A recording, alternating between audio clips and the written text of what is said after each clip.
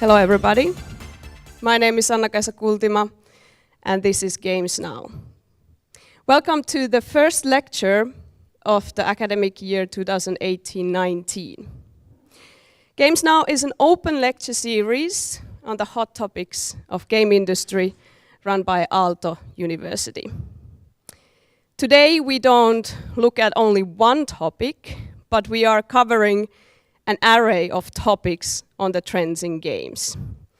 And for that reason we have a great panel today, 5 people talking about from their insights and sharing their expertise. So we have Panu Saarenoja from Pelaaja talking about AAA games. We have Sonja Angesleva from Zynga to talk about indie games. We have Samuli Jääskeläinen from Varjo to talk about the trends of VR. We have also Reidar Vasenius from Serious Gaming Cluster Finland to talk about serious games. And on the top of the cake, as a cherry, we also talk about board games. So Jouni Jussila from Playmore Games is also here today. If you want to take the full advantage of Games Now lecture series, make sure that you follow our social media channels, so Facebook and YouTube primarily. So in Facebook we stream these lectures, and in YouTube you will, if nothing fails in the recording, you will see the recordings afterwards. Please also share and like our channels so that we get a lot of coverage. So I welcome everybody to the first lecture this year. And with a great applause, let's welcome the first speaker, Panu Saarenoja from Pelaaja. Thank you.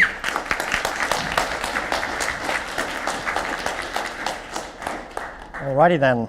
So yeah, hello, I'm Panu from Finnish Games Magazine Pelaaja, and let's just get right to it. So, for the past few, or actually a little longer than that, for a while now, bigger publishers have had this kind of a effort to figure out new ways, different ways to get players to engage with their games more. You know, because games, especially bigger ones, aren't really cheap or fast to make, and you know, better engagement, at least when handled great, can also, you know, lead to more profits. This has led already the pretty regular things that we see as relatively regular, like DLC, premium passes, and you know, in-game transactions and stuff like that. But especially last year, or this last year, we saw that there are ways to handle them well and then not so well, which leads us to our first, let's say, trend, I guess. About a year ago, a game called Star Wars Battlefront 2 came out. It wasn't the first game to include microtransactions, loot boxes, or anything of that nature. But the thing that happened with that game was that they really went for the microtransactions there in a way that really ended up not just angering people, but resulting in a much bigger conversation around like loot boxes and stuff like that, microtransactions and their effect on game design. A big issue with Battlefront was that a lot of the core game design, the progression, the way you made your characters, the way you built your characters, a lot of them was in a close relations with the loot boxes, the microtransactions, things of that nature, which led to people realize that, or not necessarily realize, but think that I don't really necessarily have a lot of agency here. Like, I bought this game, but there's still, it's almost necessary for me if I want to play like I want to play. If in order to play like I want to play, I most likely either have to use a lot of money to buy these different things so then I can play in a way I want to play, or I just have to grind a lot and get lucky.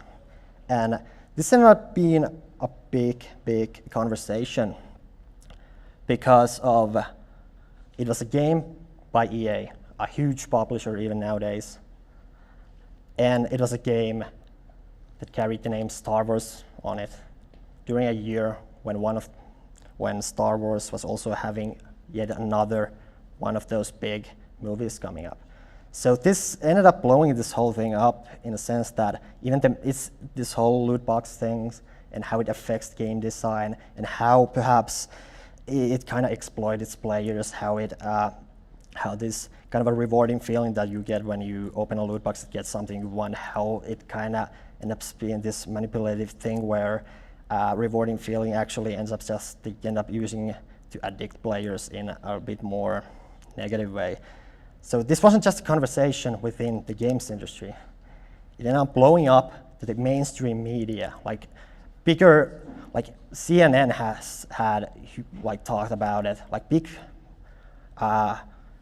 international medias talked about this thing, which obviously in itself already isn't really all that great of a thing for a publicly traded company like EA. But it also ended up leading to a situation where legislators, authorities noticed that, okay, something isn't right about this right now.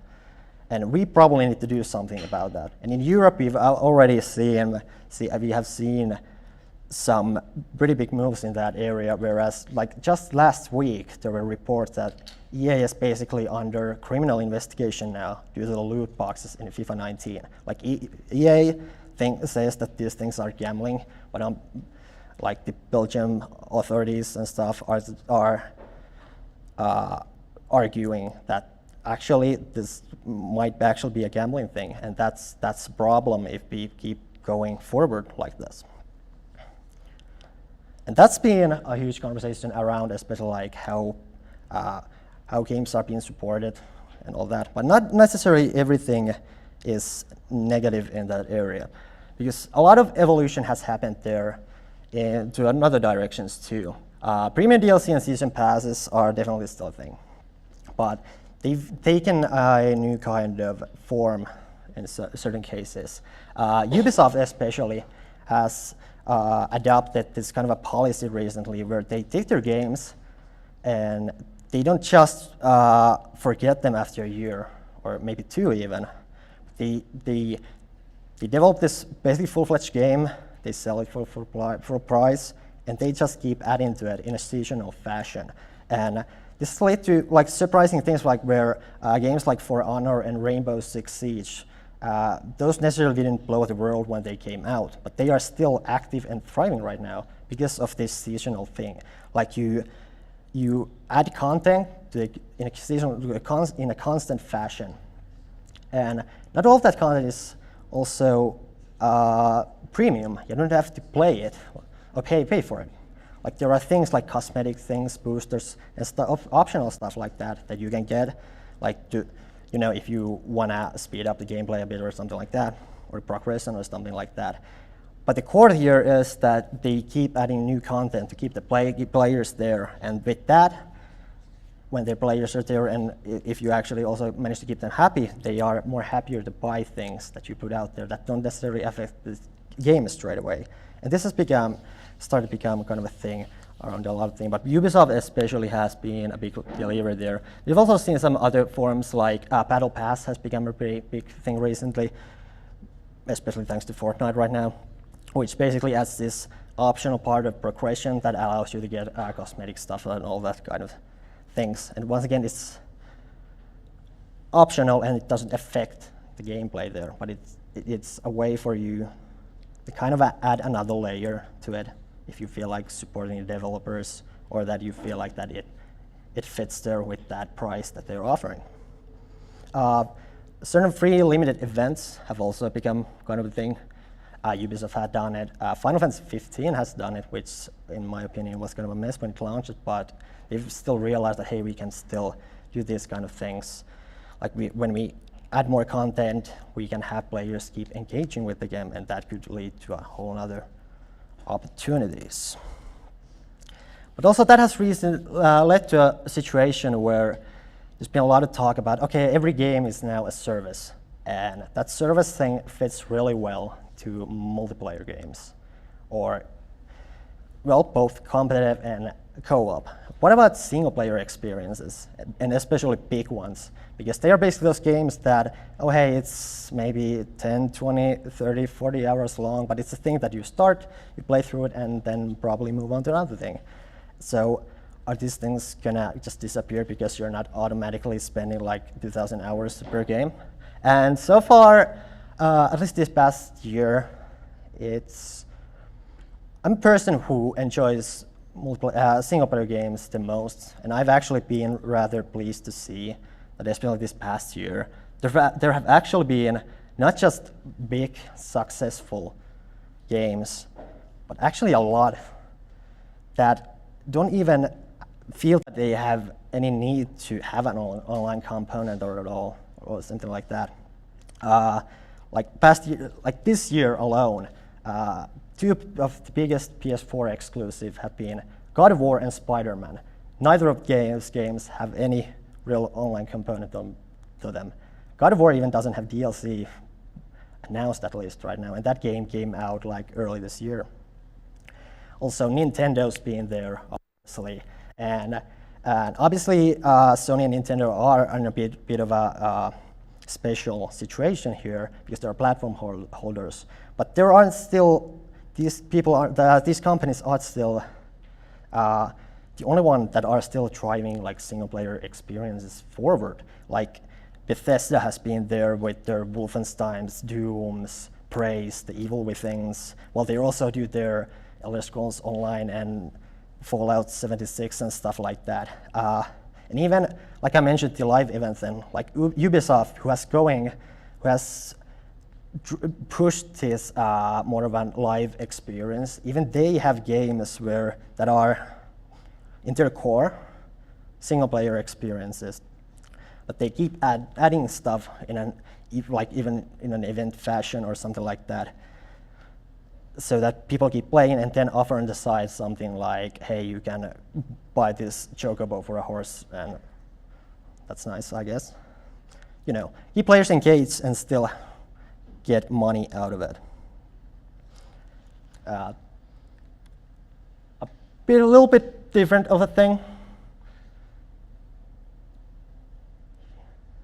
Here to end my part of this segment, is a thing called Battle Royale. So I've talked a little bit about multiplayer games as a service and how that affects like single-player things. Fortnite especially has had a huge impact on the industry alone, like in a year or so. Like I mentioned the battle passes. Fortnite basically, I'm not sure if they entirely invented it, but because of basically Fortnite's success, like PlayerUnknown's Battlegrounds has it now, Rocket League has it now. A lot of different games are taking ideas from them, and not just that. Like the thing with Fortnite is that a lot of people like to kind of criticize it for they just copied Battlegrounds and got really lucky. But that's not the entire thing. The thing with Fortnite is that, well, it's made by Epic Games, and the thing with Epic is that you probably heard of a thing called Unreal Engine before. Epic has been in this industry for a long time, and they've managed to create, basically do enough groundwork that when they realized that Fortnite was starting to happen, like in a really big way, they had the chance to push really hard to different directions. You know, it basically runs on, you can play it on pretty much anything right now. Not necessarily microwaves right now, but still, it's on everything. You can play it on everything. And that's partially thanks to the fact that Epic has already been a big company, but also the fact that they've created this own engine that has been spread on all of these, that has this support for all of these different platforms already. So they had that already for them, and they realized that, okay, if they push this, then this will become huge. And with that, they also went hard for the cross-platform play, which has become a massive thing for them, and has led to a lot more discussion about, hey, maybe all multiplayer games should be cross-platform. Like that only makes sense, right? For at least for us consumers, not necessarily always for bigger companies. At least if you ask that from Sony. Battle Pass I mentioned, and a big thing that I don't think even gets enough credit right now is the way they update the game. Like the way they bring updates, they always are these kind of subtle events. Like they don't necessarily put out a thing that's like, hey, new content coming, it's this, this, and this, but they start teasing by altering the game a little bit. Like they're not afraid of, like the big thing is that Fortnite is basically one map, but they're not afraid to touch it. They're not a way to ruin the sanctity of the competitive side of it. They are willing to make tiny changes here and there to tell a story that will later result in different kind of new mechanics that might be around for a while, but maybe not. Maybe they're for stay and stuff like that. And it's a really strong way to engage not just players, but keep people talking about it. Like, oh, this thing has just changed, and oh, this happened, and now this whole thing is coming. It's an ingenious thing, and I think we're gonna see that more in the future. The last thing I'm going to say about Fortnite is that, like I mentioned there, it's not just massive, it's a phenomenon. And the thing with that is that right now it's so big that it's basically absorbing all the air in the Battle Royale market. Some air even from the shooter markets. And the thing right now, it seems that as of right now, when you think Battle Royale as a genre, there really isn't room there's basically only room for two big games. And one of those big games is Fortnite, and will be for a while, unless they really mess it up somehow, but it will. The second one right now is PUBG. And it might stay there, or maybe these other AAA companies that are now starting to realize, okay, we need to go for it. It might take those games might, or at least one of those games might take what PlayerUnknown's Battlegrounds has right now. But a big question here now is what happens next, because is it worth it to actually try to go for this second place? Like as of right now, Battlefield 5 and like Call of Duty Black Ops 4, both games who have their own Battle Royale modes, those Battle Royale things aren't the core. That is the core of those games. Like there are side things that have been relatively obviously being added there as an afterthought because people realize that, oh, we need a Battle Royale thing here. So they're basically testing waters right now, and they're trying to see that, oh, can we actually take that number 2 spot there?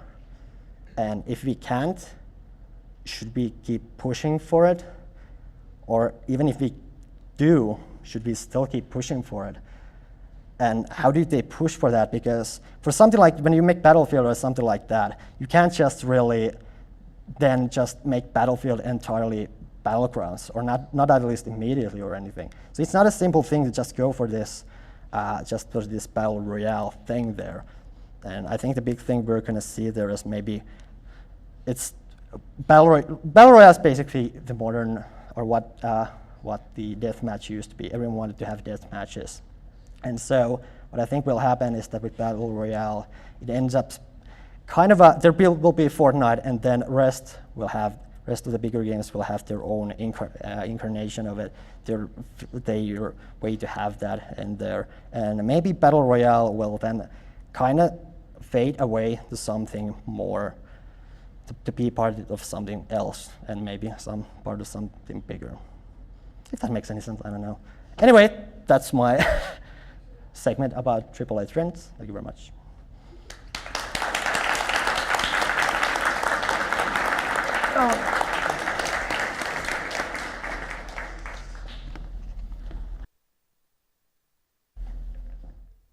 I had a discussion with Jeppe Carlsen. Jeppe is a developer of 140 and Thoth.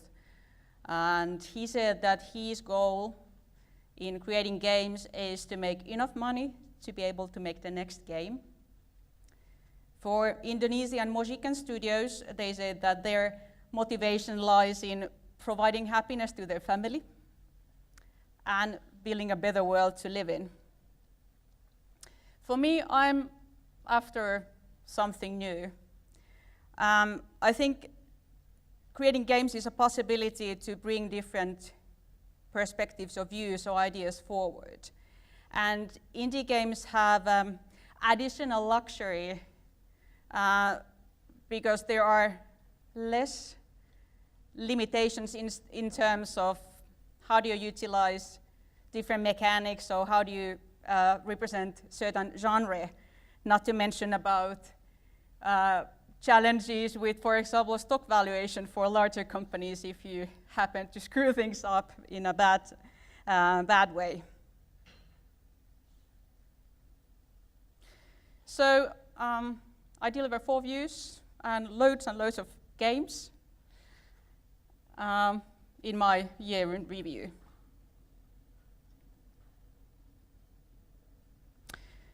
So to start with, game ideas and ways of expressing yourself in form of a game evolve over time. Oftentimes when you see the final game, that might be very far from the thing where the whole journey started. Few examples I use in this presentation, like Mosaic or The Last Night. They have been in development for 4 years and, well, still are. Chukel was started right after Jakub Dvorsky finished Botanicula in 2012. Donut County took 6 years as well, Cuphead 7. So my point is that as a designer or developer, it's very important not to look at the final beautiful product, but it actually is very useful for you to look at the thinking behind the production as well as the whole path. Okay, so vast majority of indies are made with Unity. Unity and Unreal has their good and bad sides. The good thing is that you can basically get rid of a lot of these repetitive things and actually focus on something beyond that. So basically you'll get the basics, 2D or 3D rendering, physics, AI, animation as a package, and then you can focus on something else. One interesting thing that's happening in the area is visual scripting, like for example, My Summer Car, Finnish indie sensation, is, well, it's done with Unity but utilizing Playmaker, so it's basically node-based scripting, aka coding without writing a line of code. This beauty is Mosaic. It uses a custom lighting engine on top of Unity. Then we go to Cuphead. Cuphead is a cell animation, quite actually traditional cell animation, so every frame is hand-drawn, and it has watercolored backgrounds. So different visual techniques indeed are coming to the space when you don't have to focus that much on the basics, which engine luckily takes care of. So besides cell animation like bokeh effect, that's popular in photography, is quite commonly used. Well, voxels are everywhere nowadays, volumetric rendering, cinematics, billboarding. And the visual is not the only thing. There are a lot of innovations and also inspiring ways of adding extra to the existing and established genres, like the first video in this Semblance. Semblance basically utilizes quite traditional platformer, but adds an interesting mechanic to it when you can manipulate the environment.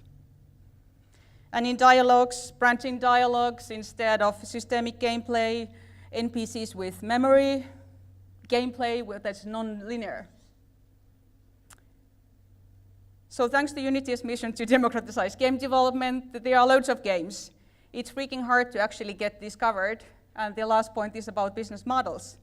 The big three: crowdfunding, blockchain, and boutique publishers. So crowdfunding platforms have actually already done a great deal to indie games and enabling the development of those. blockchain is interesting in the sense that it has loads of potential in terms of changing and utilizing the gaming communities as trust networks, or replacing existing app stores with cryptocurrency alternatives. So there are companies like Monetizer with their game reward engine, Big Bang with tokens, and Funfair that is a blockchain casino, blockchain-powered casino. So those push the change. And the last thing, boutique publishers like Raw Fury, the publisher of The Last Night that we see here. There are also other torchbearers like Double Fine has published Psychonauts and Broken Age. And Annapurna, we already saw the Donut County, the whole thing there, as well as gorgeous interactive story, Florence.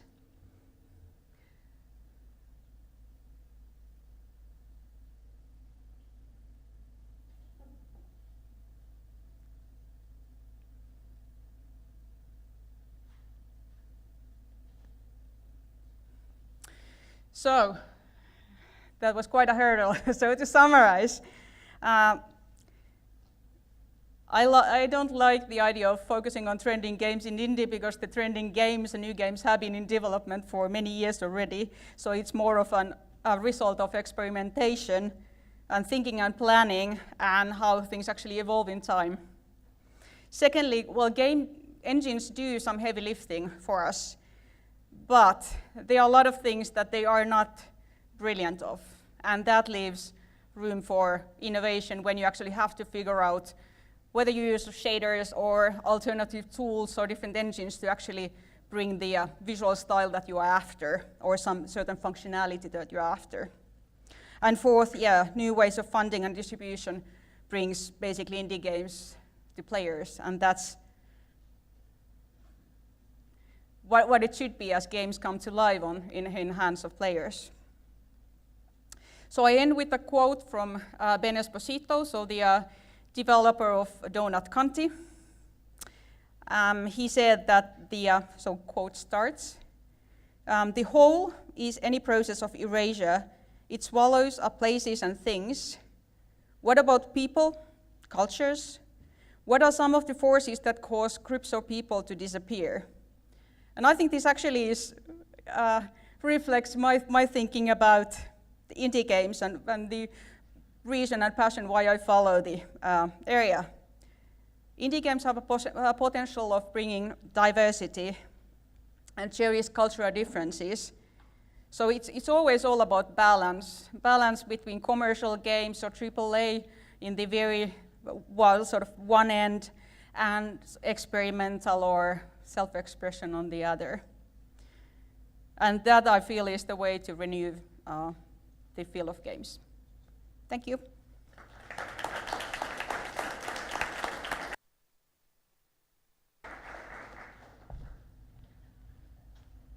Hello.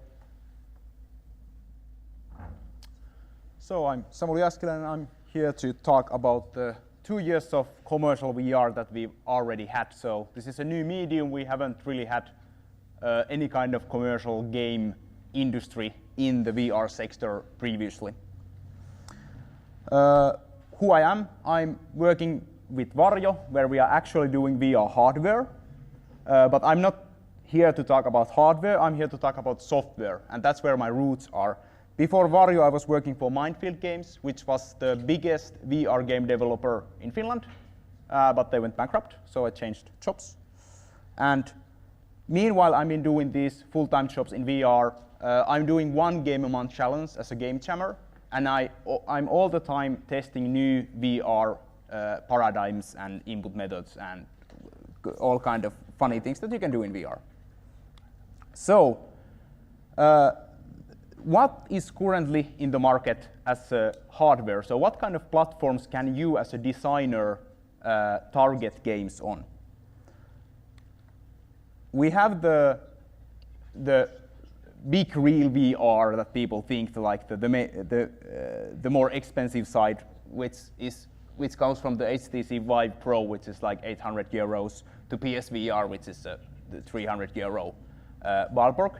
What's important to know about these headsets is that these provide you full 6 degrees of freedom in your head movement, so you can walk around and jump around and duck.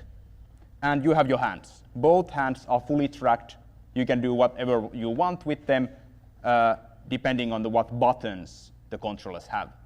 So that's the bigger difference between these, is just what kind of buttons they have. And then we have the bigger sector of the market, which is the mobile devices. But these mobile devices are way more restricted. You are no longer free to move around, so you are always locked in one position, but you can still look to different directions. And same goes with your hands. Your hands are not waving around. They are more like Wiimotes that you just keep in one position and point at the direction. So when you are thinking of making games, these are the two paradigms that are currently available. But there is coming a third paradigm really soon that you could also think of, which is a fusion of both of these, which is completely standalone headsets that allow you to freely move around and use your hands. But these things are not tethered to a computer. So the processing power that VR takes is all in the headset. So these games can't be graphically that immersive. The current market of VR is divided into different sectors, and I will briefly tell you what kind of games can you now expect from the VR market and what kind of games can you target. So the obvious category here is ports of existing games. So you or a big publisher or someone has an old game like Skyrim or Minecraft, and then you make modifications into that game to allow it to run in VR. And these are pretty trivial to implement if you know what you are doing. And these have been really successful way of doing VR. And this was especially common in the first year of commercial VR because there wasn't that much content. And at the same time, there came another category, which is games that take existing content and use that to create VR. So let's take, for example, Doom VFR, which takes everything from the Doom 4, the content, but mixes it up to create a new VR game using that same content. Or Superhot, which is a really big successful story in VR, but it was only successful because they were able to fund the development and make the assets for the flat screen game. So these are usually better VR experiences because they are from ground up made for VR, but they are cheaper and easier to make because you can still use the content that you made for another game. Then we get to the biggest and oh no, this was first here. So this is the another AAA sector where we get from these made for AAA games that use AAA content. Then we have a sector where publishers are funding full VR AAA experiences. These are usually not maybe as long as depth as your normal AAA games, but they have millions of budget. So for example, Robo Recall there had, I think, 5 million budget or something, and they also used it the same time to create it's made by Epic, so they used the budget to also allow other developers to use Unreal with VR. And this is maybe the most profitable market currently for the developers if you can get a deal. Then we get to the indie market, which is the most prominent. Like most of the games, there is currently something like between 2,000 and 3,000 VR games in Steam. Most of those are indie. And indies do basically whatever they want. But there are few common threads in games that are successful and a lot played. So first, games like Beat Saber, which are really simple idea executed extremely well. And those are where indies thrive, and they can bring totally new paradigms of game, like for example a brawler Gorn, which showed how you can do good melee combat in VR, where you can normally push through things. They solve it in really clever ways. Then there is another sector of the indies where they are thriving, where bigger players are not thriving yet, which is multiplayer experiences like Onward, which is basically the Counter-Strike or Arma of VR currently, or Rec Room, which is this half social, half VR, kind of like a mini-game collection with your friends. And then there are games like Moss, which uses the lowest common denominator controller, which is not even motion controllers, just a gamepad. And that allows it to be available in most of different VR platforms. So for example, Gorn is a game that requires a big room, so even if you own a VR headset, you might not even be able to play it if you have a small enough room. Then we have the mobile section, where we have the most amount of players, but there is not that much money. And it's a little bit harder to design the games because you don't have the full freedom of movement. So you usually have smaller, more experience-like games, like Land's End is a game made by the same devs that make Monumental Valley, which is more about just exploring and admiring nice locations. And then you have games like Keep Talking and Nobody Explodes, where you only use the headset as a bomb diffusal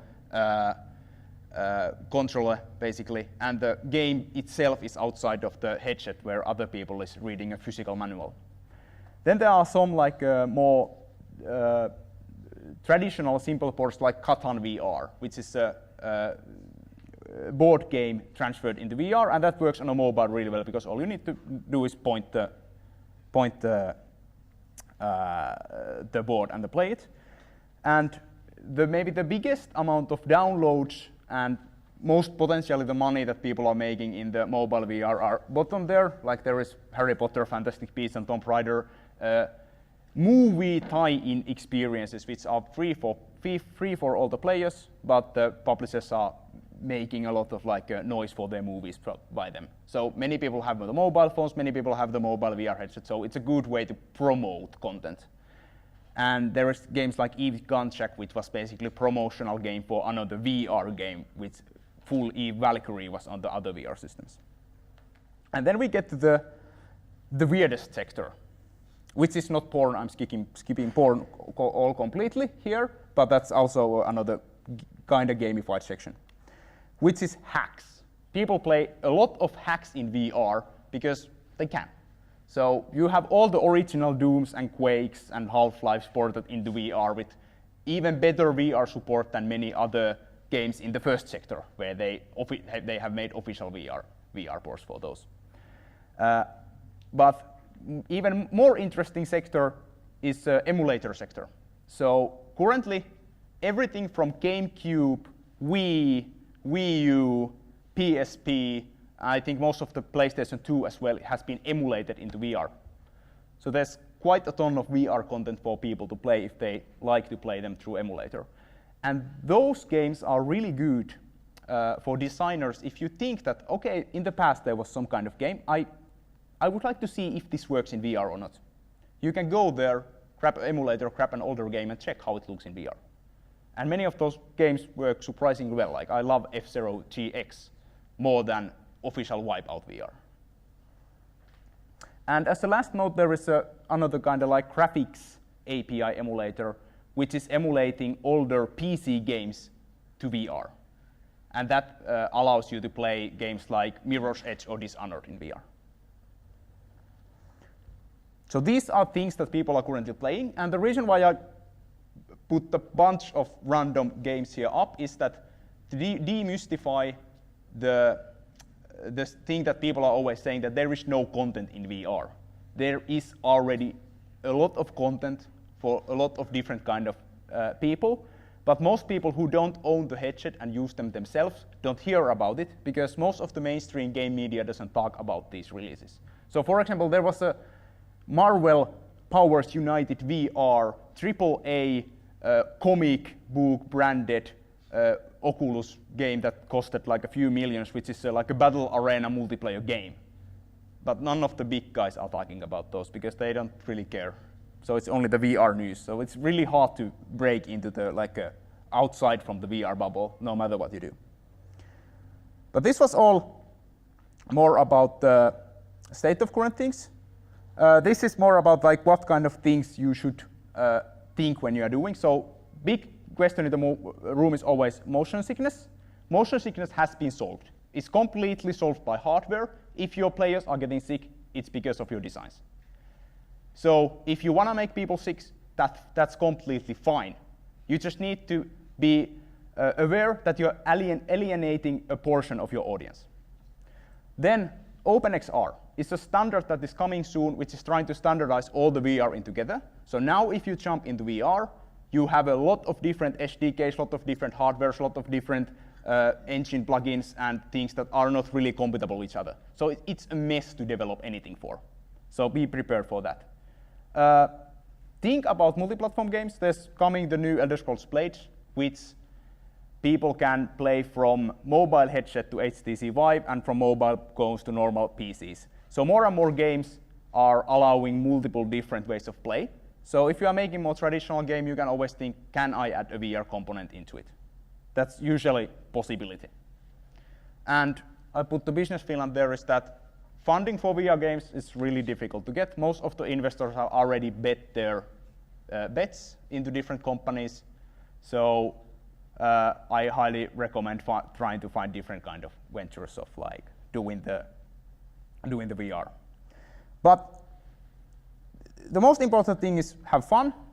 I do a lot of experimental things, like you can make a flying carpet game that only works on a carpet that is exactly that sized.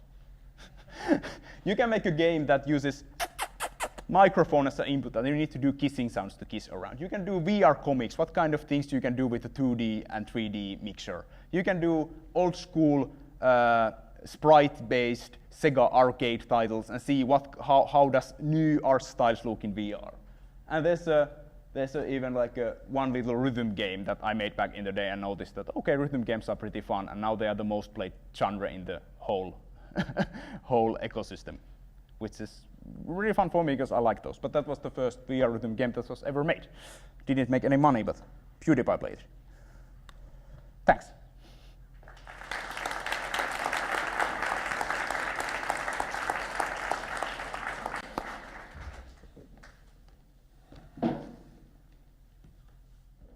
Hello, everyone. Thank you for the invitation. It's really good to be here. I'm here actually representing two different organizations, mainly the Serious Gaming Cluster Finland, as was mentioned. I'm the newly elected chairman of the board. This organization has about 50 companies we have 50 companies as our members, and they're all in the area of producing serious games, simulations, educational software, etc. So we cover quite a broad area of companies in this field. I'm also the fairly still newly elected managing director of the Finnish Business Angels Network. It's an organization with more than 650 private investors, in other words, business angels as our members, and they are investing approximately 30 million, so 30 million euros every year into slightly more than 300 startups and scale-ups.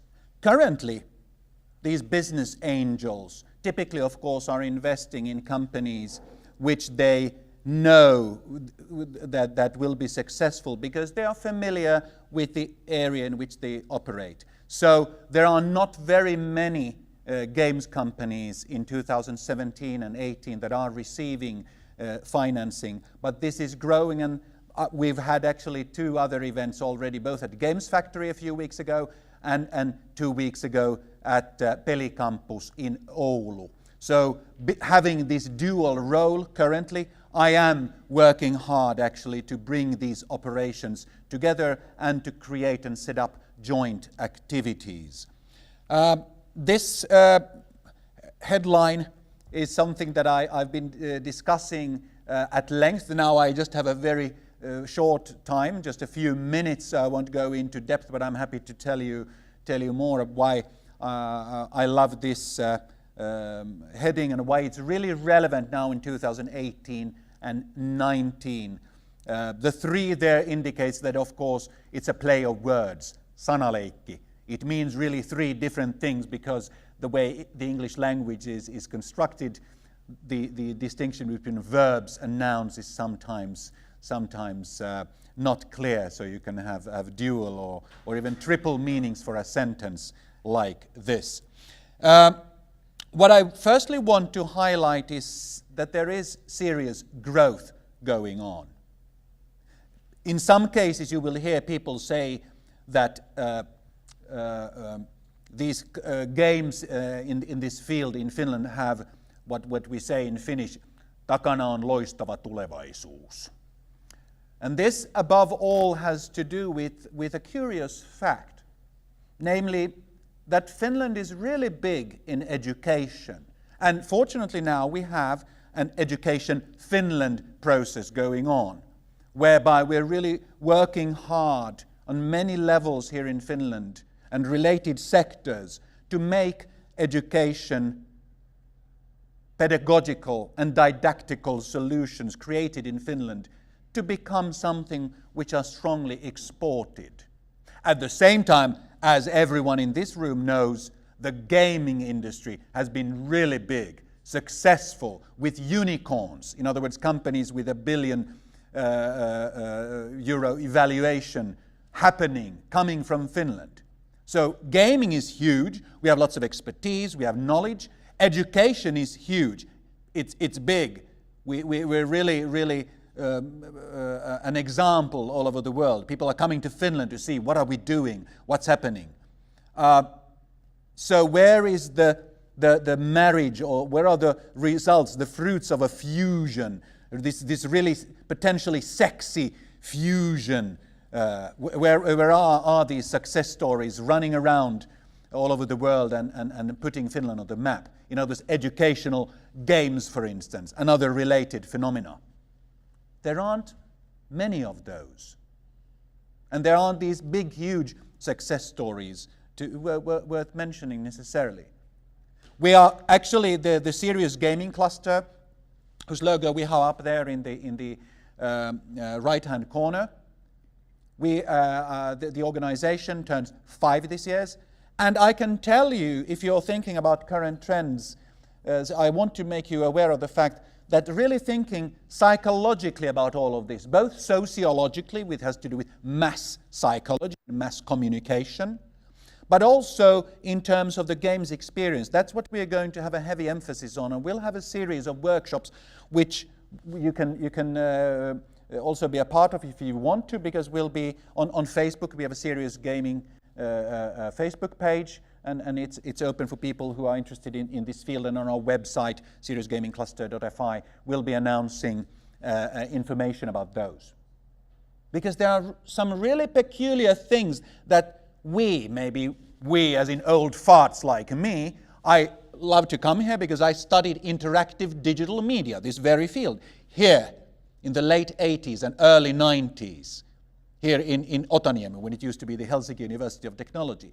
And, you know, I played my first computer games in 1981 on a VIC-20, and then I programmed my first games in 83 and 84 on Apple II and Commodore 64, etc., both machine language and some high-level languages. And then I studied here. So maybe there is something that we're not getting, and that's when I was really happy to come here, because I think that if you have any kind of thoughts that could be useful in this area, and you feel that old farts like me should step aside and you have fresh thinking, then I really urge you to come and discuss with me today about serious gaming as well. Cumulated annual growth in the revenues currently, this is the rate. So the industry overall is growing, and particularly in the EMEA, Europe, Middle East and Asia, 45% annually. So it is a growing field per se. And just briefly, 3 examples that I want to highlight here. Scion Games won the award for the applied game of the year. Applied game is the term that is typically being used, of course, in many international situations and contexts.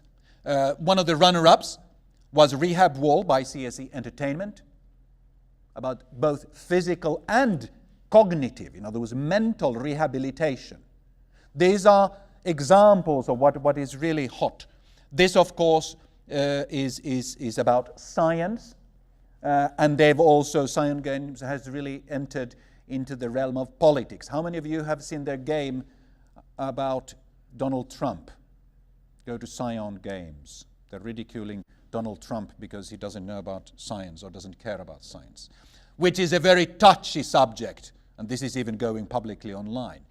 But that's one of the things that where they've really done something new, and it's sign of the times that it's being increasingly provocative. This is an example when I've attended the Neurogaming conference and exhibition in San Francisco a number of times and been speaking there on stage in San Francisco, and also participated in the Experiential Technology conference and exhibition, XTech, Experiential Technology, covering VR, AR, everything. Military applications are really hot, and the Pentagon generals and investors are there, so those are growing very rapidly as well. The third Finnish example out of these three is this. How many of you are familiar with Lydia? Yes, you should. It's also an awarded game. Alko, the Finnish alcohol monopoly, tilasi this from Platonic Partnership. And it's sort of a dark, serious game for adults, K18, about how children experience adults being drunk. So it's an eye-opener for adults.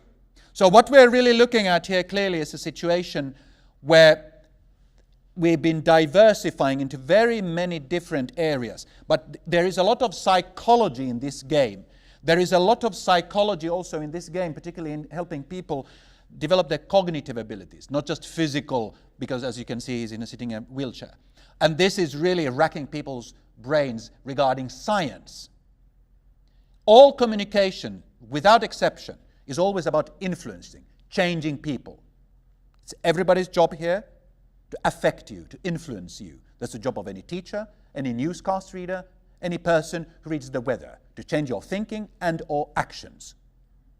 Serious games are really about designing how to change human beings so that they're never the same human being again. That's also a central theme. It really captures what this is all about. Happy to talk more. At this stage, I'll step down and we'll continue. Thank you.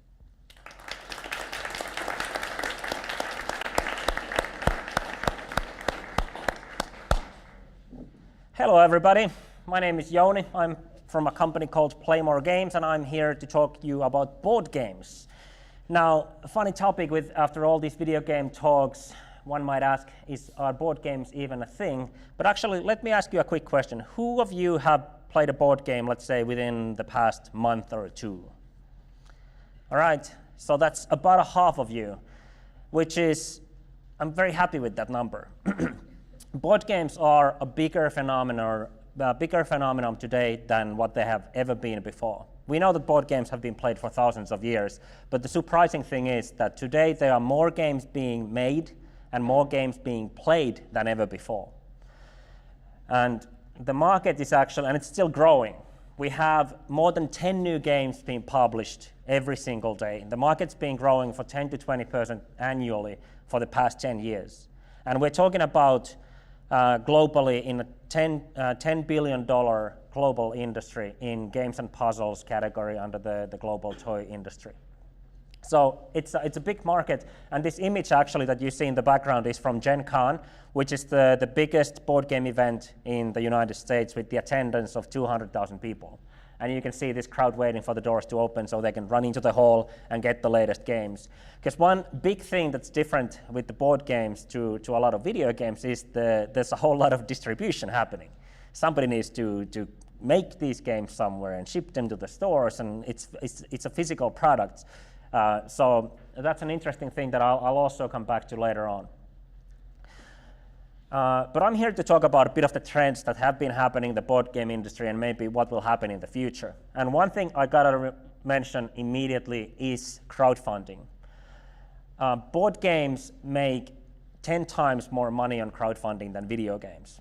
Last year, there were over 2,000 new games crowdfunded on Kickstarter, and they raised a whopping, I think it was $137 million, where I think video games made 17 million on crowdfunding. So still a big number, but board games are really booming.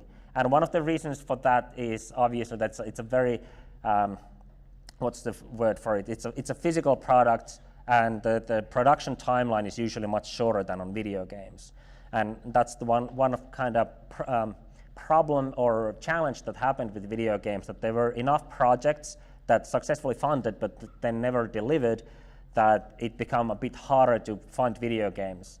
But board games have such a great success rate all the time that people trust that these products will actually be delivered. It's a tangible product. I know what I'm getting if I buy this thing. So it really works as a great platform for funding games.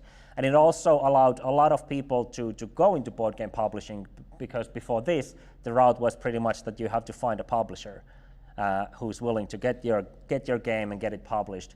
And as we know, for example, in video games, it's a challenge.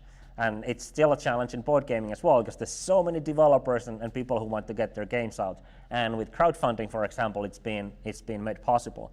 So this is a big trend that's been happening, and it's still happening. There's over 200 board games being crowdfunded on Kickstarter at any given moment. So there's a lot to choose from. This example I have here is by Sami Laakso, who's a Finnish board game designer. And this campaign is actually running. I just took the screenshot from his campaign today. So it's an example that there are people in Finland doing this as well. Lautapelit, which is one of the Finnish publishers, you have their shop in Kamppi as well. They just crowdfunded the game called Eclipse, the second edition of a board game called Eclipse, and that campaign raised $1 million. So big things are happening. The biggest board game campaign on Kickstarter was 12 point something million dollars. So it's a fun platform. There's no cap where you can go with that. Other trends, there's a lot of trends that are happening in board game industry, but I don't want to list you a lot of things. You can go to boardgamegeek.com and find out yourself, or just read the reviews. There's a lot of stuff online nowadays. I just want to kind of lift up one, and I'm mentioning Gloomhaven, which has a legacy mechanic in the game. And legacy means that apart from board game, all of you probably have played a board game. You know, you played once, the game is over, next time you play it's going to start from the same setup that you do. Well, legacy games are games where every single time you play the game, it affects the future times you play that game.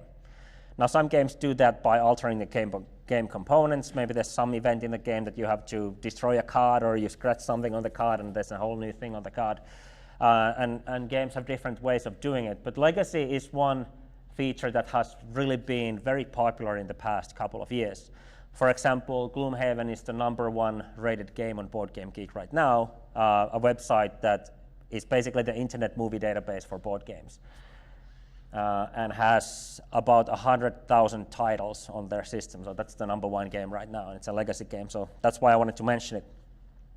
In the future, we're expecting a lot to happen with digitalization in board gaming as well. One good example that Samuli just said was the Catan VR. So you can play a board game with your VR headset. And we can already see a lot of games that have been done on multiple platforms, and board games are a platform as well. You can find Fallout, you can play BioShock, you can play Dark Souls. There's a lot of big titles that have also been done into board games. And also with apps becoming more and more available with board games as well, there's a whole new world of fusion gaming in that sense as well, how people can use their digital devices with playing board games.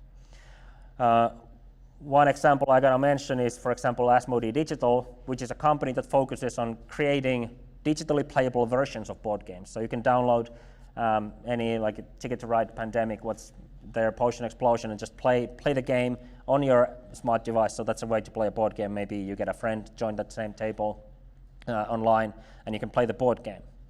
Well, and another thing I want to mention, and I'm probably going to finish with this, is what we do at Diced. We do an application that teaches you how to play board games.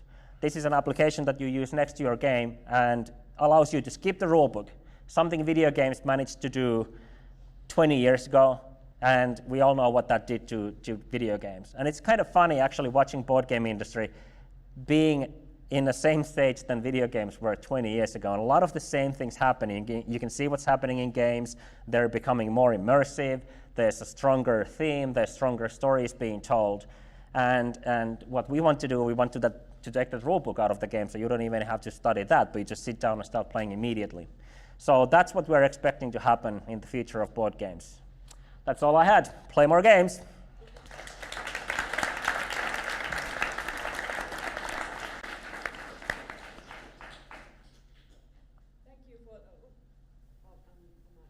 It's the red one. Do you have, oh, yes. We're on. Thank you for the panelists. We're going to do the panel now, so just please step to the stage and let's just have a chat on top of these trend kind of findings. What I was able to kind of gather from these presentations was that, first of all, maybe we should take these a little bit further so that you're not in the dark. Not in the shadows. In the shadows. So let's do this.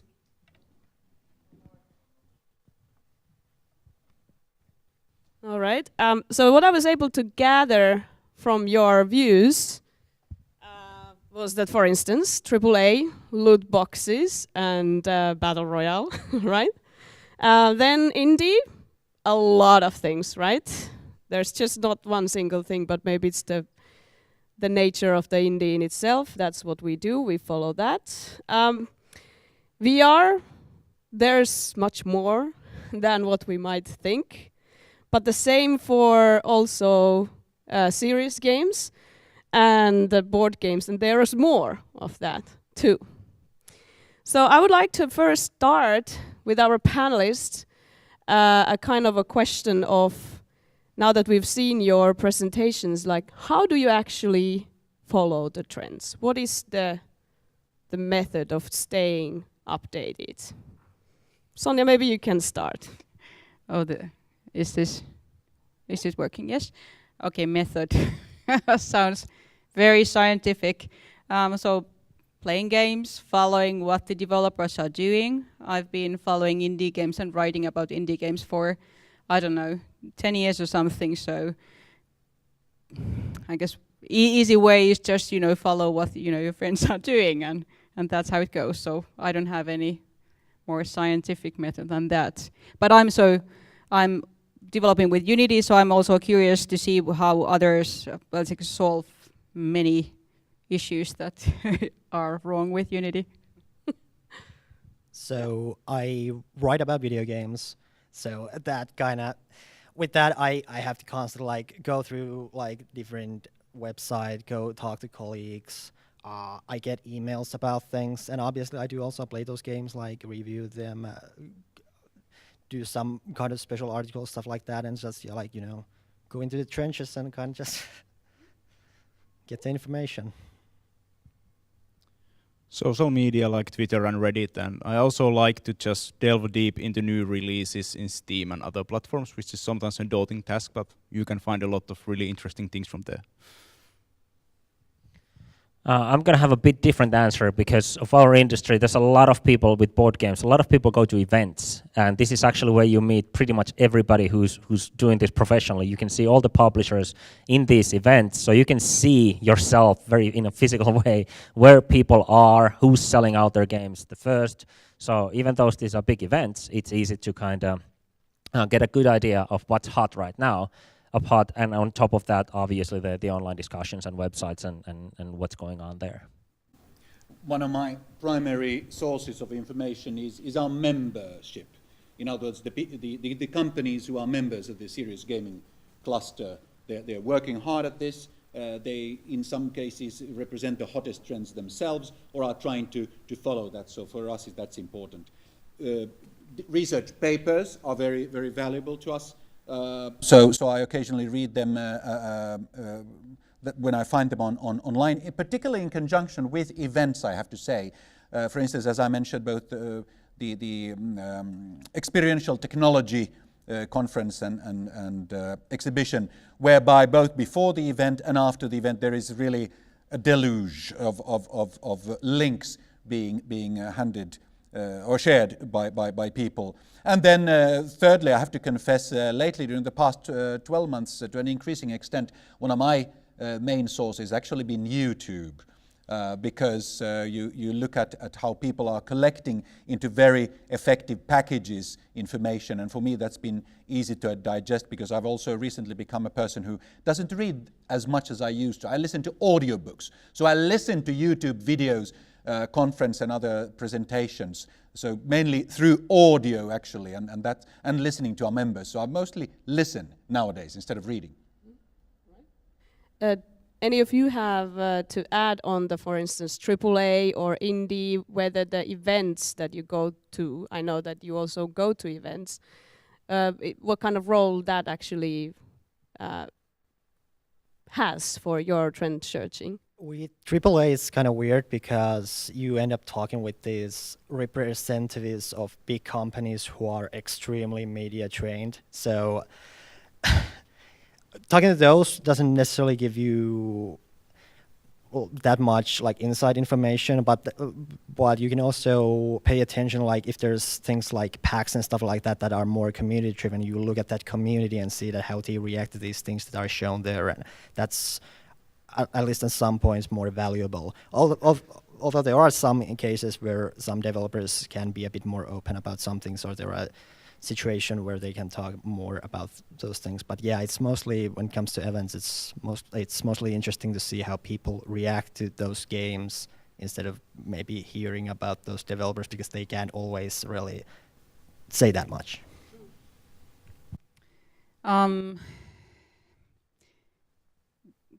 Game industry events are very geo-focused, so if you really want to, basically one of my points in my presentation was that basically there is exciting examples how different developers cherish like unique local aspects or bring something new to the picture.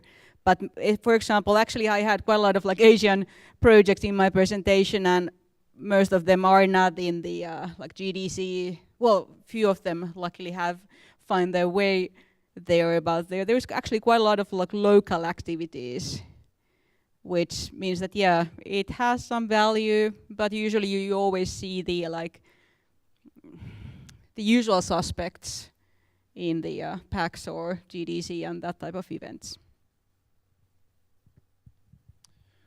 In VR, if you just want to see like what kind of thoughts the normal player base and the normal VR users are, because the player base is currently still very low, the quality of discussions in the different virtual worlds like VR chat or the rec room that I briefly talk about is actually surprisingly high. So there is not that much like physical conventions for VR, but virtually I'm being able to talk with a lot of many interesting people. How about YouTube and Twitch? Do you kind of put that on the second screen while you do your work or anything like that? Yeah? Yeah, I do the same thing as he does, like listen GDC talks or something like that on the background while I wash dishes. Is there any of not when coding or reading something else, but when walking or once a year jogging or something like that? Once a year jogging. Well, twice. Is there Twitch for, is there board game content in Twitch? Yes, there is. There was actually a big YouTube show as well that kind of started a lot of things called Tabletop, where Will Wheaton played board games with his celebrity friends, and that started a whole stream of or torrent of YouTube channels. So there's a lot of YouTube videos being done, content of people playing games or just doing a lot of reviews for games. One thing that's very popular right now is, because people don't usually love rulebooks that much, is tutorial videos, where somebody sits down with the game and you watch 15 minutes, half an hour or an hour, somebody just explaining how to play this game. And on Twitch, there's a little bit of happening. I remember reading a couple of articles in the past year there was a company who wanted to do like board gaming is the next esports. And I think we'll see something like that happening, because you can, if you think about like the World Poker Tour. Chess champions. It's a board game. It's a tabletop game that people play. You have an announcer. It's a multi-million thing. It doesn't matter if you're playing poker or Blood Rage, or if you have Gloomhaven or whatever on the table. So I think there's definitely something going to happen. It's not going to be exactly how the poker works or how the video game tournaments are done online. But I think it's something similar. Critical Role, they play role-playing games, and people, it's the same phenomena. You want to watch when other people play. So role-playing games, for example, are very interesting to watch. My son will, because his mother is not going to watch this stream online, and because William is 16 now, my son, and soon 17, he's probably going into the games industry. So I think it's safe to say that he's been actually watching on YouTube for tens of hours during the past few months of people playing Dungeons and Dragons. There you go. And it's been highly useful and educational for his future. I think that there is a podcast on Spotify on Dungeons and Dragons as well, so that's kind of interesting to listen to. So a lot of things happening. Okay, maybe a couple of words. Maybe we can start with VR. About the audience, VR, that's you. VR, oh. So audience, who plays? Do you have any data or view on the player kind of base on VR games? Or anything to share from that front? I don't think there's like hard data currently, but it's a little bit more like older people, because there is still the higher barrier of cost entry for these devices, and also most of the VR devices are designed for adult head, so the way the lenses work, you can't fit the headset into child's head. It would be physically not good for their eyes. Is there going to be anything for the kids' side? There's been some releases, but I think most of companies are really cautious about legislation and everything, because there is not that much research for the data yet in practice. In the serious gaming sector, we can clearly see that in many cases, actually, the clients are not really, they're not even consumers, adult consumers, but they're actually companies, or there are individuals who are using some kind of educational or training system, gamified training system for which their company pays for, in the VR arena, I mean. So that's currently what you can clearly see. And frankly, that's where the money is, and that's where the investments are going. When you look at what business angels believe in and what they understand, and also for later stage, because business angels are really early stage investors. You can get money from a business angel just with slides and an idea. But even the later stage investors are funneling money into this sector, but mainly in business to business, B2B, not so much consumer applications. Who would like to continue with their own field or add? So what's special, like? What is the player base, and what can you say about AAA, for instance? Well, that's a big field, of course. Yeah. But we have certain stereotypes, for instance, on AAA. I mean, the basic gist of AAA is that it's usually that thing that is in some sort of way directed towards like mainstream. And so, you know, they have these high budget titles, high budget marketing, lots of people doing these games. So obviously they want to get a high return on it or something like that. So it's so the masses of yeah, they're basically for masses, video game hobbyists, right? I was just at an event where I was asked a question to which I didn't have an answer. What about girls/women? What are the trends there? I had no answer. I haven't seen any. data? Do you have data about that? Is it becoming increasingly popular, or are games to an increasing extent even being offered to them? I mean, I would say that there has always been a female audience, and the problem has been that there's been like marketing for some reason, like from the 90s, has just realizing they decided to market towards men because I don't know, there were a bunch of guys doing those marketing things, and they kind of left like half of the population behind. But it's always been known that there's a female audience, and it's a big one. And they don't play just like mobile games. Something like there are people who are really like girls really into like shooters and stuff like that as much as like guys. And so no strong trend currently, though. I wouldn't say that they are really pushing that really. I mean, there are these things that there are some instances where especially bigger game publishers try to bring out a bit more diversity out there, like having more female characters and stuff like that to kind of nudge that a little bit towards there. But even when that is happening, there are, like in an instance with the upcoming Assassin's Creed, there are 2 playable characters. One is a female, one is a guy.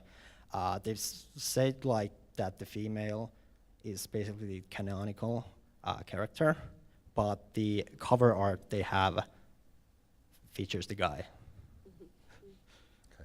So that's kind of still happening. Like there are like efforts, but then those kind of things also happen too.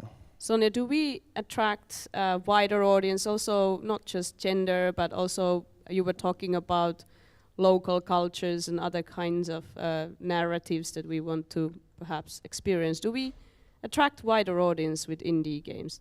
Is there anything like that we can say even? Okay, so I guess the biggest divider is that there are like games like Semblance on Switch or Cuphead on Xbox, so that is basically limiting the audience. If you're not really into gaming or don't own a console, you most likely never will be playing those games.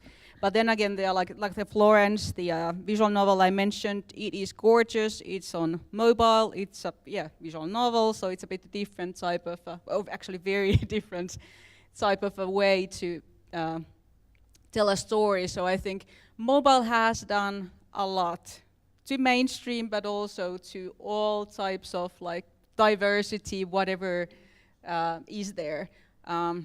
When it comes to indie, well, usually you should, well, no, maybe not should, but you need to be a bit more active or educated, as usually what you see is like the games that are being like cross-promoted to you when you play mobile games, and those are not indie games, as those are the from developers that actually have enough money to run the ad campaigns. So if you are just like an average player, most likely you won't come across unless there are some discussions or some like articles in the newspaper or about the different type of titles. You, Sonia, also talked about discoverability, which is a big issue for a lot of prominent players to find their different kinds of games. Maybe it's a difficult question because nowadays we kind of have to talk about the audiences based on the products, and that varies. But is there a stereotype or overlapping stereotype with the board games, for instance? Joni, can you open that a little bit for us who don't follow that field? I don't know if it's on though. Can you hear this? All right. Yeah, because I have so low voice normally. It is overlapping. And this is one of the things that we also would like to change and being able to influence in the future to bring more audiences into board gaming. And we know that China and also, like I'm talking geographically right now, but like China or Asia is a growing market, South America as well. But if you look at, for example, the image that I had on there, like this is the audience. If you actually start looking at the audience, it's pretty much just white folks in their 20s and 40s attending this board game event. Between male and female, it's close to half and half, so it's pretty healthy in that sense. it's leaning a bit more towards especially on the geekier side of the hobby maybe, a bit more towards men still. But it's in that sense it's pretty good. But I'm like, when I think of this subject, I'm not too worried about that. I do obviously want to there's still work done in our industry to be done as well to make it equal between the sexes as well. But the one thing I would really want to see is just more diversity in the playing audience, because right now it's Europe and North America that are pretty much playing board games, which is also can be explained because it's a bit of a luxury product. It costs a lot of money to get one of these games. So there's that one reason why it could be trending towards that. But yeah, you can definitely see similarities. Yeah, we saw the huge crowds waiting on your slide, waiting for doors to open. Yeah, there's a big speech before that. No running. Right. Like that happens. Safety. Yeah. So, few of you were talking about how the area that you're talking about is growing. So there is growth. So how long can we grow with games? Is there something that is shrinking, or is everything growing? Regarding serious gaming or applied gaming, we're really looking at grabbing market shares from solutions, of course, in education and training, very broadly speaking, to some extent even in elementary and high school and at university level. As I mentioned in my brief presentation, military applications have for a long time been really a key here. Some of the first-person shooters, of course, have been developed with military training in mind or are based on such solutions in some parts of the world. Without mentioning anything out loud here, it's very clear that the rate of literacy is not even nearly as high as here in Finland. So in some cases, using video or video games, computer games, is really, in some cases, the most effective way of instructing people directly, not only to operate as a single soldier, but as a team as well, of course, etc. So we're clearly seeing, particularly with AR, to some extent with VR, but above all with AR solutions now maturing. Big companies, of course, purchasing increasingly trainings based on this kind of gamified solutions with modern high technology, etc. The list could go on. So clearly, at least the serious gaming industry is very strongly growing actually on a global level. Again, to be really frank and open with everyone in this room, there are some really hard nuts to crack here in Finland now. There is something that we really need to figure out, because exports from Finland are not as nicely growing as they are globally. So new fresh talent and new ideas are warmly welcomed. Any other views? In VR, what is diminishing and getting smaller is the hype, which I'm really glad about, because for many years VR was just like everyone was just hyping it up and they had like very unrealistic expectations of the medium. But now that it's been here for a while, people actually now have a concrete understanding of what we are dealing with. And it's been nice to see like slowly this change towards realism in a sense that what you can do in VR. With AAA, there's like, this is something that's been talked about a lot, because they are these games that tend to be at the high end part of the technology. Like they are always chasing to be bigger and better and more expensive and so forth. And that kind of can't go on forever. It's so expensive, and which has also led to the whole trend of trying to find a way to keep players engaged with this one specific games. And with that, when everyone has a game like that they spend like thousands of hours on, then there's not room for all of those games. And what happens when like you're making this incredible, complex, expensive game and it sells like hotcakes, but that still may not be enough. Like there's definitely a ceiling there somewhere, and it's going to be interesting to see how things will go with that. So a lot of growth thanks to new areas, like in the back in the day, games were developed in France, UK, US, Canada, Japan, and now it's basically Australia is like amazing if you just look at the indie scene there. But what's not to mention like many other countries, but you know what's basically like diminishing or fading away is like the whole indie games. Like nowadays, when indies have their own publishers, so it's no longer that, hey, I'm independent, I don't need publishers, I don't need money. Well, you have crowdfunding and you have publishers, so I think there might be some changes there, that they actually are those that want to. Well, I don't know what's the future of indie, but I'm just expecting like the sort of great chunk of indie developers to actually merge or move closer to the commercial developers. You also, Sonja, mentioned tools, which is one of the reasons why we get so much nowadays. Maybe others can also point on this if you have some thoughts about what is the development tools kind of doing for the trends that we see now. What is happening in that field, and do we see more and more games, or do we see kind of similar kinds of games, or what happens?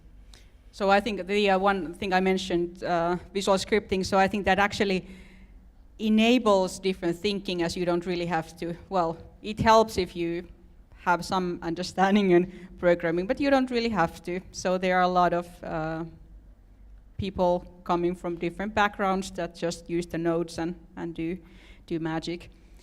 So I think there are, well, tools are cheap or free. There are loads of different tools to use. So they are like, I think the bad side is that you basically, one thing I was after in my presentation, that it's very important to look at, behind the production, what type of thinking, what type of decisions, but when you use like tools like Unity, you don't really have to care.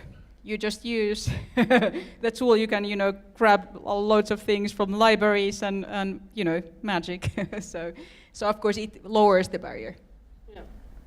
Yeah, I would say in AAA it has streamlined the process a bit. Like it used to be common that even these bigger companies, they just make their own proprietary engine, like build a whole like basis for their game by themselves. It still happens from time to time, but it's more common to like rely on, especially Unreal Engine, in some cases Unity and stuff like that. So there are some things that have streamlined and perhaps helped with, in certain cases, with raising costs and simplified things a bit. But yeah, I would say it's a bit more diminishing returns than in the development, perhaps. But it has already streamlined things there. The VR is still such a new medium that most of the frameworks and SDKs are still kind of in development, partly even though they are 1.0 releases are done. Like there is going to be whole new systems for Unity, how they are handling VR, and they are dropping most of their old stuff, and they've already redone their VR implementations like 5 or 6 times to the engines, and this will continue for a couple of years still. So with the VR games, it's a little bit more technical than other games, but it's getting there better and better all the time, so it's easier and easier to make VR games, even if you don't understand the technical limitations that much. But it's definitely not as democrated as other fields in gaming. I think that audience, if you have a question, you can now prepare your questions. I'm going to ask the second last from myself, so just be prepared to raise your hand or chat something on the Facebook. So there were a couple of things that were dropped, like Sonja was great in dropping a couple of things, for instance, blockchain and those tools and all sorts of other trends as well. But did we not cover something in this line of kind of mini presentations? Or yeah, of course we didn't cover everything, but if something is dear to your heart and didn't got mentioned, you don't have to be the proponent of your field to lift it up. Yeah, this is a tangential to VR, which is AR, of course. And I didn't talk about it at all because there hasn't been like real commercial launch yet. But Magic Leaps, which is going to be like one of the first commercial devices there, first like SDK prototype, like a beta device was just launched. So AR will be a big thing, and most likely it will be a bigger thing than VR, but it's still even behind what Oculus Rift Kickstarter was like a few years ago. So I wouldn't hop on that train yet if I would be expecting returns in 2 or 3 years, but maybe 5 or 6. That's one of the things in tabletop industry that a lot of people are thinking, and they want to see the board on the table become alive and everything's moving, and animation and like music and everything that you can put into it. But I'd say the same thing. We can see some Kickstarter projects where you can just put your cell phone here and you have a screen and it kind of makes something look like it's AR on the table. So you can see that people are interested in it. There's projects that are being done towards it, but it's not really. I don't see anything like that being a big thing yet in the next few years. Yeah. But Sonia wants to share some topics. Yeah, so like locative media or like map-based interfaces, which is not equal to AR. So I think there actually is a vast amount of possibilities in like location-based gameplay. Many current AR games are very heavily locative, and I think that will just like, those will basically at some point go to 2 different directions where it's actually like more through AR and then more through like locative or map-based interaction. All right, audience, time to raise your hand.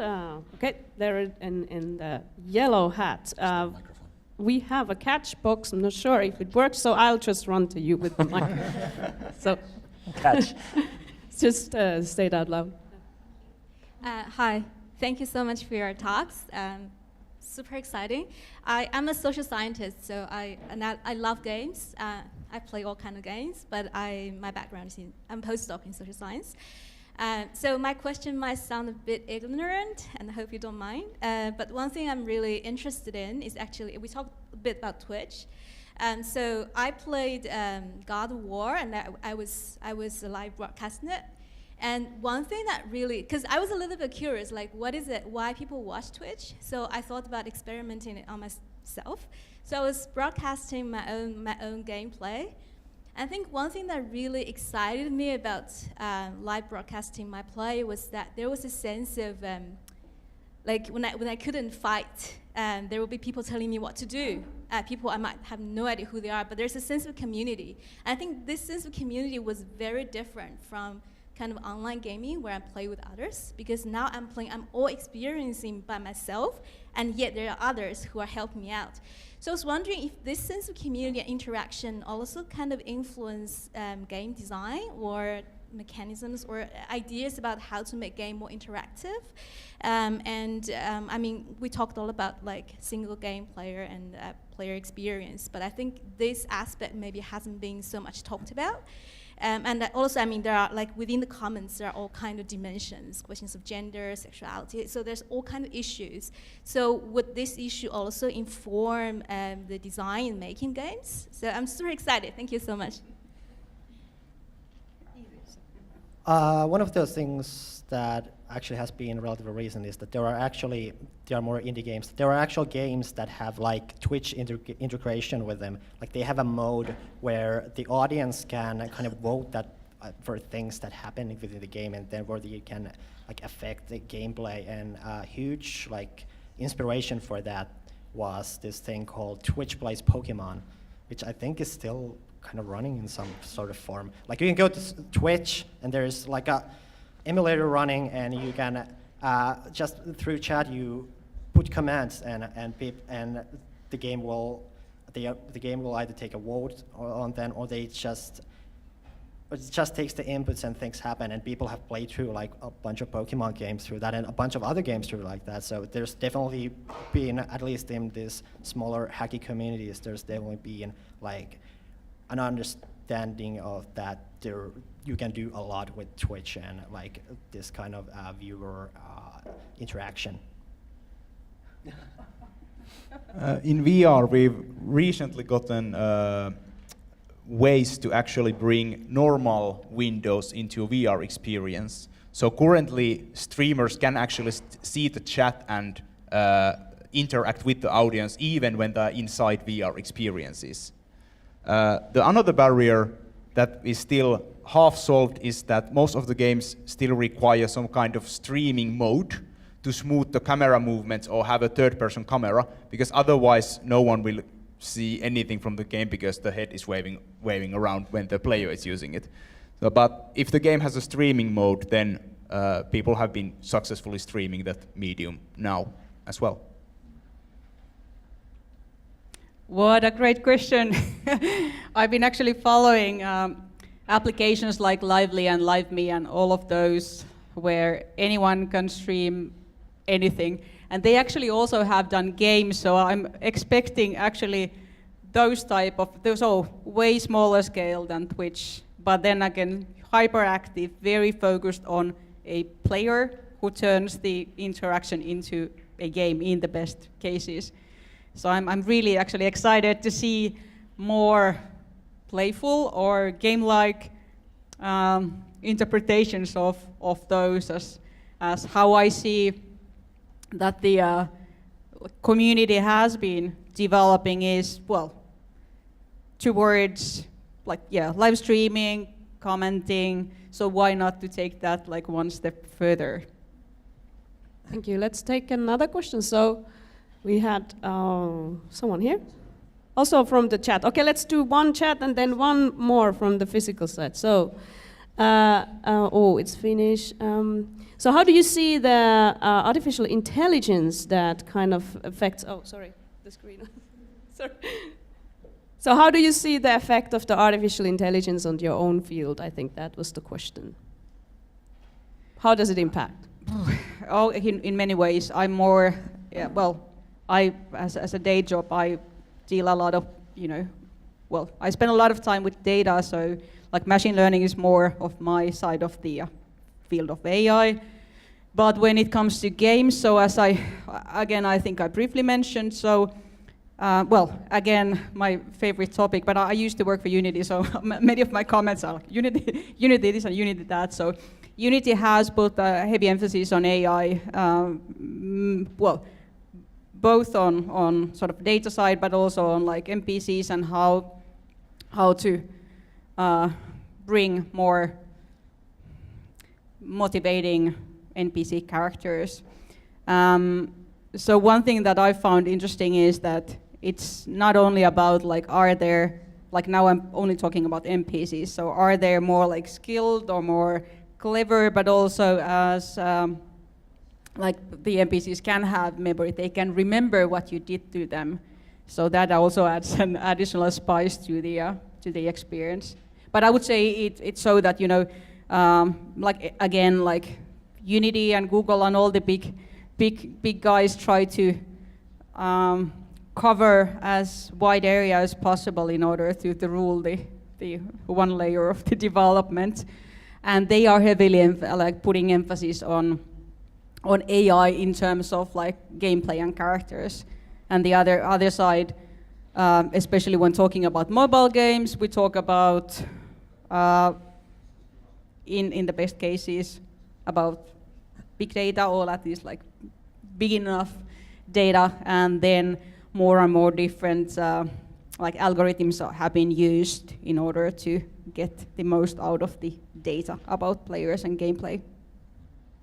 Yeah, that was one thing I was going to say, that when you implement something like machine learning, there can be some sort of AI that kind of adapts to the person who is playing the game and can kind of, in some sort of way, like evolve the gameplay through that, like what the person is. Like, I don't know, I don't have any concrete evidence of how, or examples how this would work, but there's still a chance that you could have like an AI to kind of steer the game towards something that the player who is playing might get more out of it, more something that he's seeking from that. then AI could help with that?